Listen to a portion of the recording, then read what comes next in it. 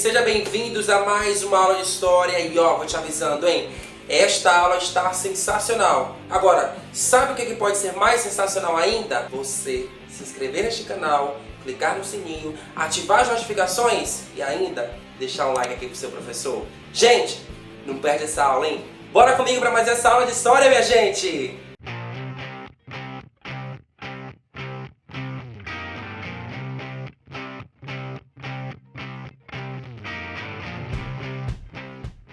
E no vídeo de hoje nós vamos falar sobre os povos indígenas, esses povos que têm muitas histórias e muita cultura diversa e com certeza contribuiu para a formação de nosso povo, como nós já estamos falando em outras áreas. Se tem uma coisa que você já sabe é que os povos indígenas são os primeiros descendentes dos hominídeos que circularam por este território em outras épocas, numa época conhecida como pré-história, e você já sabe disso. Mas, eu não sei se você sabe, esses povos indígenas estavam espalhados por todo o território. Na verdade, esse nome, povos indígenas, foi uma construção criada por Cristóvão Colombo, numa época que não se chamava de povos indígenas. Eles estavam espalhados por todo o território e já apresentavam características diferentes entre si. O problema é que o colonizador que veio lá da Europa não entendeu isso e acabou criando uma espécie de povos indígenas que acabou sendo chamados todos aqueles que estavam habitando esse território.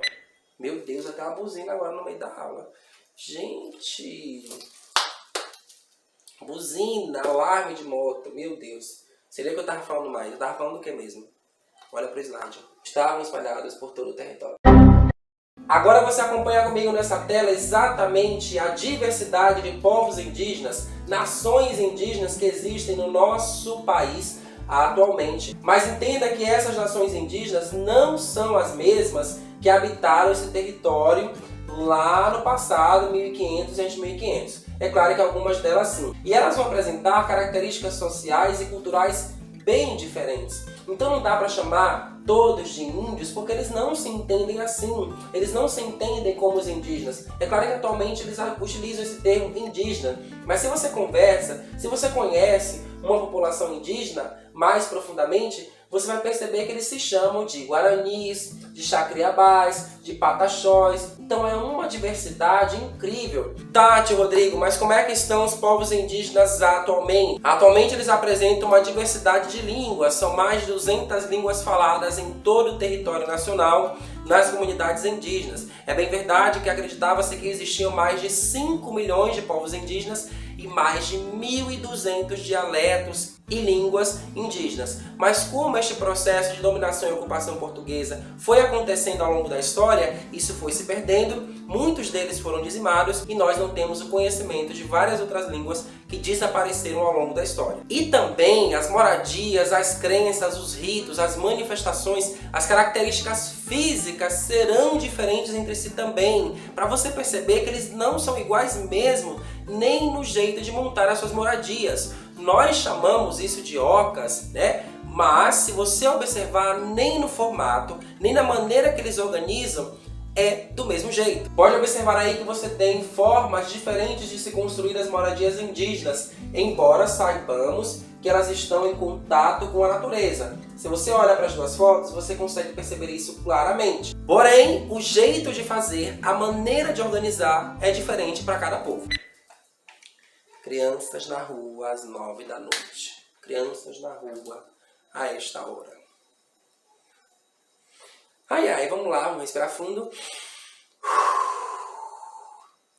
Se você já percebeu então que eles estão criando moradias diferentes, costumes diferentes, vai saber também que atualmente esses povos indígenas dialogam com o que foi chamado de civilização. A civilização colonizadora aqueles costumes e tradições que os portugueses foram incorporando ao longo de nossa história. Isso lá no passado. Porém, os indígenas atualmente convivem com as cidades, se relacionam com as cidades e por isso têm acesso a tecnologias que lá no passado nós imaginamos que eles nunca teriam acesso. Indígenas utilizando, por exemplo, computadores, utilizando televisores, smartphones e vários outros equipamentos eletrônicos e eletrodomésticos que supostamente os povos indígenas não utilizariam porque vivem na natureza. Porém, Eles vivem na natureza, mas mantêm contato com as cidades de maneira super tranquila. Isso porque eles estão, apesar de tudo, inseridos em um contexto urbano. A lógica de nossa sociedade,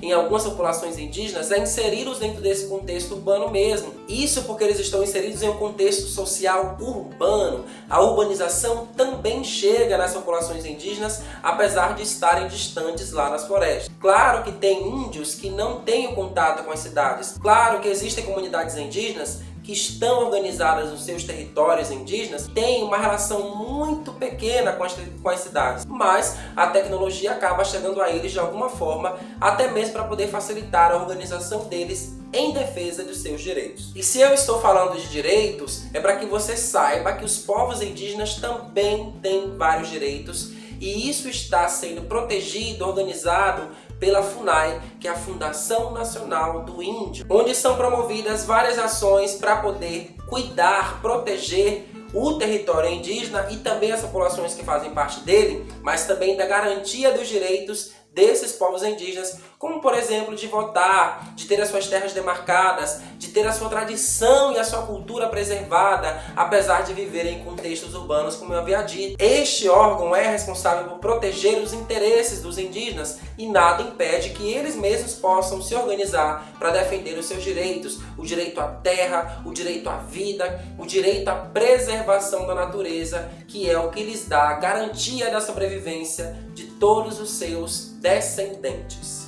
E uma outra coisa que você deve conhecer são os rituais de passagem das comunidades indígenas. Minha gente, todos nós comemoramos datas, festejamos momentos felizes ou então realizamos o funeral de alguma pessoa querida que acabou indo embora. Os indígenas também, só que eles chamam isso de rituais de passagem. E aqui eu trouxe dois exemplos. O primeiro exemplo vem lá dos índios Carajás, na festa do Etorroque, onde é feita a transição da infância à vida adulta. Os meninos que participam desse ritual ficam isolados por um determinado período numa casa e ali eles são ensinados a caçar, a pescar, a coletar alimentos. São dados a eles alguns ensinamentos que serão essenciais na vida deles de adultos. Essa manifestação aí da festa do Etorroque, ela vai se diferenciar em algumas populações. Esses rituais de passagem não são iguais para todas as nações indígenas, que vai ter um ritual diferente de outras tribos indígenas, apesar de estarem fazendo a passagem da infância para a vida adulta. Outro ritual de passagem das populações do Alto Xingu, e aí são várias, minha gente, que não dá para colocar o nome aqui, é a do Guarupi. É um ritual fúnebre, onde os indígenas pegam essas toras de madeira, onde ali, para eles, está a representação dos espíritos de seus entes queridos que faleceram, que já foram embora, e ali eles realizam uma celebração todo ano em devoção, em respeito a estes que já se foram, e essa é uma maneira de eles participarem de um ritual fúnebre, onde eles se vestem, onde eles se pintam, onde eles fazem os cânticos e as danças, celebrando esses que já se foram. Perceba que até nessas semelhanças, nesses rituais de passagem, eles apresentam características diferentes entre si. Não são todos os índios e as comunidades indígenas que realizam esses rituais de passagem que eu mostrei aqui para vocês, não.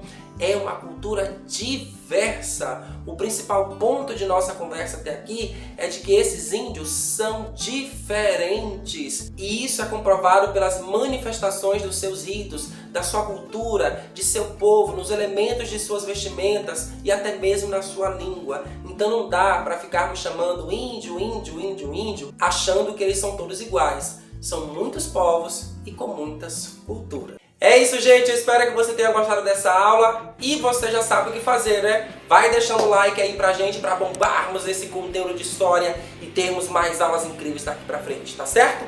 Gente, beijo grande e até a próxima aula. Tchau!